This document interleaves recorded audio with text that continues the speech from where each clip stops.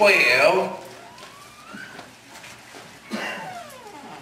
Verse 12. Romans 5, verse 12. Romans 5, verse 12.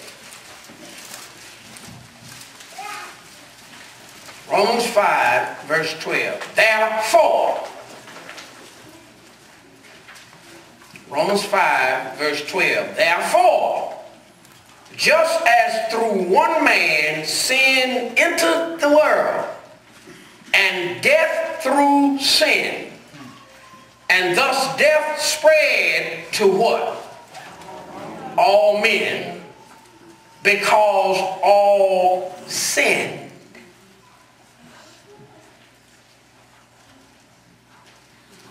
Go down to verse 18.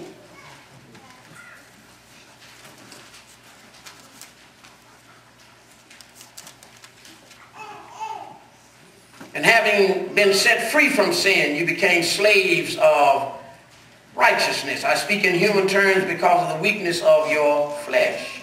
For just as you presented your members as slaves of uncleanness and of the lawlessness, leading to more lawlessness, so now present your members as slaves of righteousness to holiness. For when you were slaves of sin, you were free in regard to righteousness. What fruit did you have then in the things of which you are now ashamed? For the end of those things is death.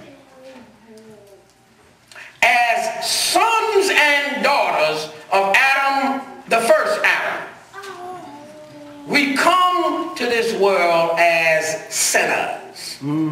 Psalms 51 and 5, just make a note. We are born with a nature inclined towards sin. Psalms 58, 3. We possess a corrupted will of independence toward God.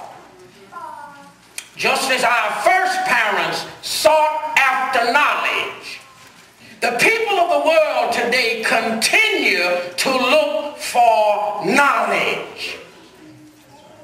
God, say this with me, God is not opposed to knowledge. Say that again, God is not opposed to knowledge. But listen at this, He is the author of all knowledge. However, God knows the necessity of our first learning dependence upon Him for our life. When He sees we have learned the dependency principle, He will follow it with knowledge. The book of Proverbs says the beginning of wisdom and the beginning of knowledge begins with the fear of God. Fear there does not mean trembling, shaking, scared. Like Dorothy and the lion and the Tin Man while they were walking toward the Wizard of Oz. Not that kind of fear. Fear in that context means respect. It means reverential respect. The beginning of wisdom and knowledge begins with respecting God, who He is, and then whose we are.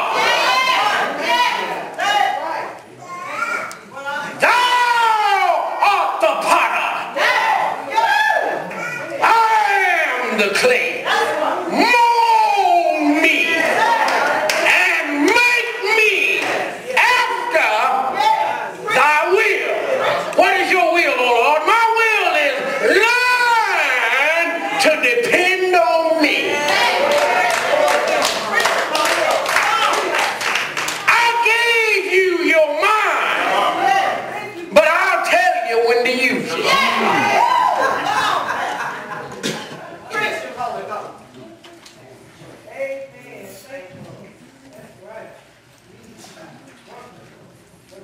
And if the principle of dependence and independence was necessary for the first Adam, it's still vital vitally important to us today. Our troubles would be solved. Many of our troubles would be resolved if we wasn't trying to work them out. Ourselves. If we learn to eat up, when we depend on God, God already knows what we need. But when we try to work it out all by ourselves, when we don't ask God nothing, when we don't invite him in, y'all remember when they ran out of wine? Listen at this. You remember when they ran out of wine? If somebody, listen at this, if somebody had not invited Jesus to be there in the first place. Come on, Doc. Come on, Doc. Come on, Doc. You said it. When they ran out of wine, Jesus was right there. So they didn't have to run and find him. He was at hand's reach. And he was at heart's reach. And so when the mother of Jesus, who must have been the cateress of the day, learned that they had run out of wine, she said to her son, they have no wine. And after Jesus said a few things that have, then she said to those who were the servants, whatever he tells you to do, do it. In other words, if you want some wine, you don't have the knowledge to go get no grapes, and you don't have the time for the grapes to ferment. Your knowledge ain't that good. But if you turn it over to him,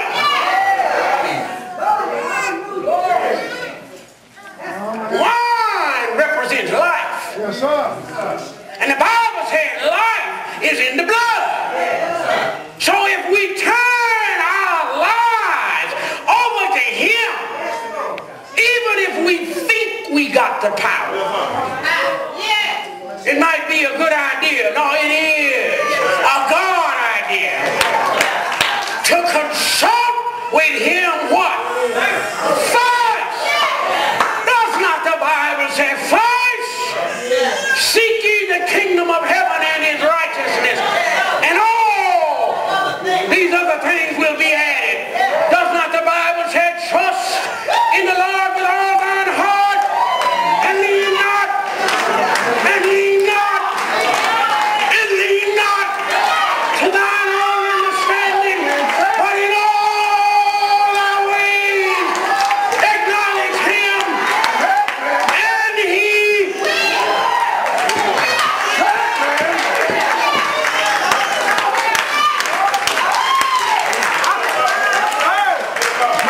I don't know about you, but my hope is built on nothing less than Jesus' blood and righteousness.